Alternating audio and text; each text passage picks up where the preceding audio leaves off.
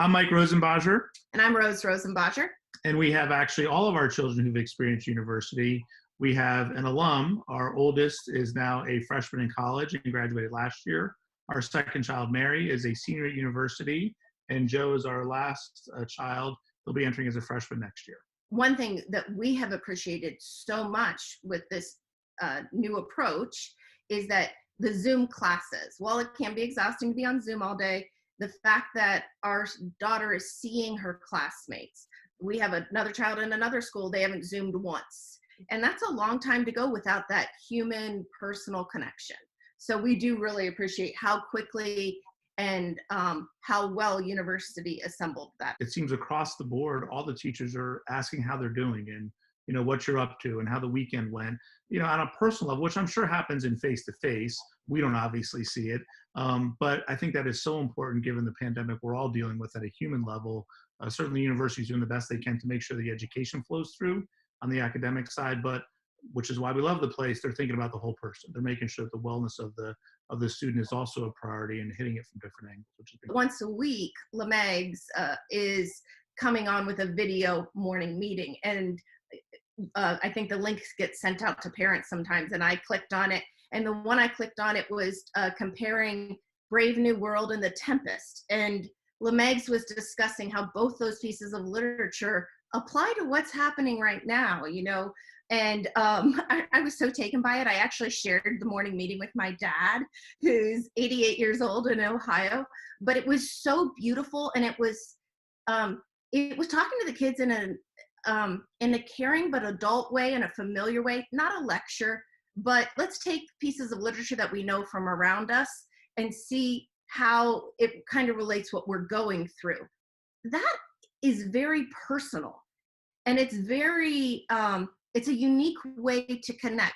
Universities kept the priorities in place without making sacrifices. They've adjusted.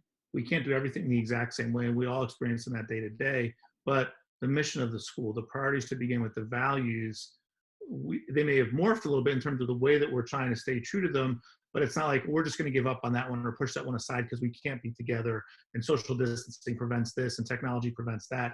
Let's think of a unique way to still get at it. And that's why it's such a great place. It's not just about my studies and how I'm going to graduate and eventually do whatever's next in my life. Our goal was always, we'll send our children there, they'll come out better people. And it's not like universities saying, sorry, for the last 3 months, we're not going to be able to stay true to that. They are. And, it makes you feel good about it. I would encourage somebody to donate because it is essential to have a place like university in our community, a place that cares for students throughout the entire process. Our son coming in, Joe, he's received communications from Nancy Webster to put him at ease, to help him with his transition out of his 8th grade class to this new strange place, which is even stranger now because of Zoom, but she's been very caring and thoughtful in that. And we've watched university faculty and administrators be very caring and thoughtful as they are transitioning this group of young adults out into the world. And Mike and I truly believe in our hearts that a place like university is needed in our community because of that. It is a hard time to ask people to dig deep because there is such uncertainty. But as Mike said before, we have to help others. We have to help, whether dollars go to scholarships to help people who are coming into the school so that they can experience all that is unique to the university experience, whether it goes to that or whether it goes to helping run the school and pay the faculty and administrators.